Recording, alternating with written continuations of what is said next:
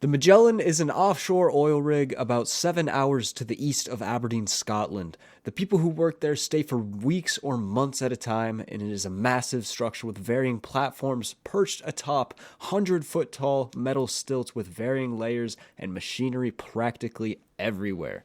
Because of the weather and working conditions on these rigs, the platforms they use to walk and perform their tasks on are almost always slippery, making already hazardous work even riskier. If you're on a higher platform, you run the risk of falling to a lower platform, or you could fall all the way off the rig into the ocean, which can be deadly, especially at night. The benefits of working on an oil rig, including the excellent income, are equally apparent as the massive drawbacks. Since offshore drilling rigs tend to break down fairly frequently and drilling companies lose money whenever they are not actively drilling and sucking out crude oil, it is a known fact that whenever working on these rigs, as soon as there is an issue, the problem will be fixed as soon as possible. In 2000, a 41-year-old father of two named Gordon Moffat was a roughneck working on the Magellan. They always had people on the rig that they could call at all times, no matter the weather, day or night, whenever the drill stopped working, to come and fix it right away. And the person called in this instance was 41-year-old Gordon Moffat. Gordon, a seasoned roughneck, put his gear on, turned around, and headed out the door, since he was used to working long, late hours, especially getting calls to fix the drill. He wasn't annoyed, it was business as usual. When he arrived at the main deck, this large open metal platform in the center of the rig, where the drill actually passes through it on its way to the ocean, he was greeted by some of his coworkers who told him where he would need to go to get to the cabling that was broken and needed fixing, and it happened to be right below the main deck. And however, it was not accessible from the main deck, and in order for Gordon to get to it, he would need to go down to the next lowest platform from the main deck and get lifted to the ceiling of the previous level to reach the cables that needed fixing. The crew on the main deck would lower down this harness attached to a long cable that would feed through this small hole that was called the mouse hole, and it was about 10 inches across. Here's a picture of the mouse hole on screen. They would feed the wire down to Gordon, and he would grab it, attach it to his harness, and signal up to the crew, who could see him through the 10-inch gap. They would then turn around and signal to somebody called the hoist operator, and they were located above the main deck, slightly back, so they could not see Gordon or the mouse hole.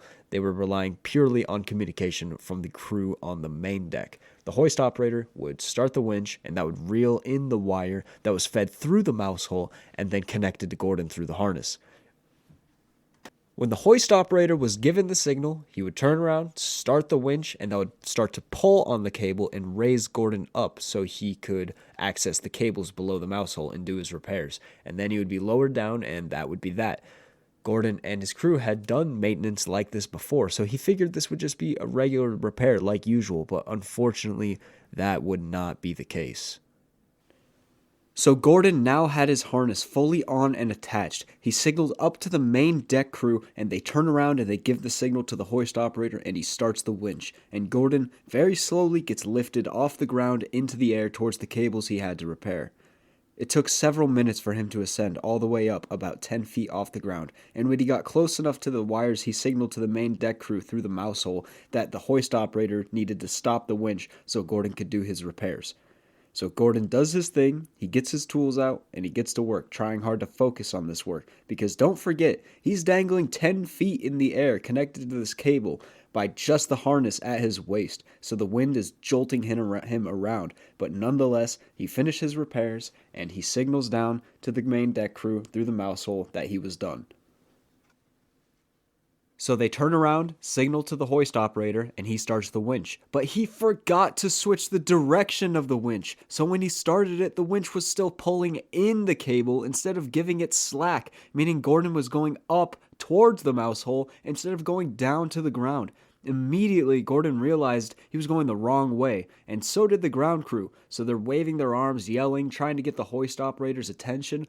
But the hoist operator, after starting the winch, he kind of just turned around and is not aware of his surroundings at all. And it just so happens that the weather that day was windy and stormy, so the hoist operator did not hear their cries to stop the winch at all.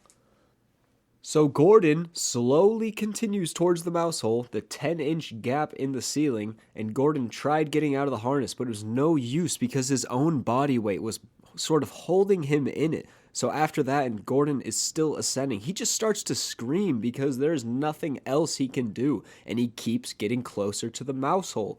The crew on the main deck realized that yelling was not going to work, so one of them runs over to this phone, calls the hoist operator station. In the hoist operator station, he was still oblivious as ever. When the phone rang, he grabs it, puts it up to his ear, and before he could even do that, he hears screams from the phone inches away from his ear, "Stop the winch!" So he whips around and he turns it off, but it was far too late.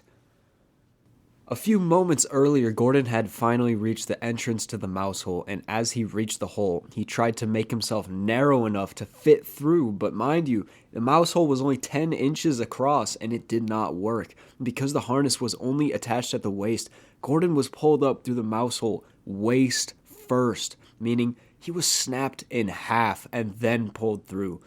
A section of his torso actually made it through the 10-inch mouse hole.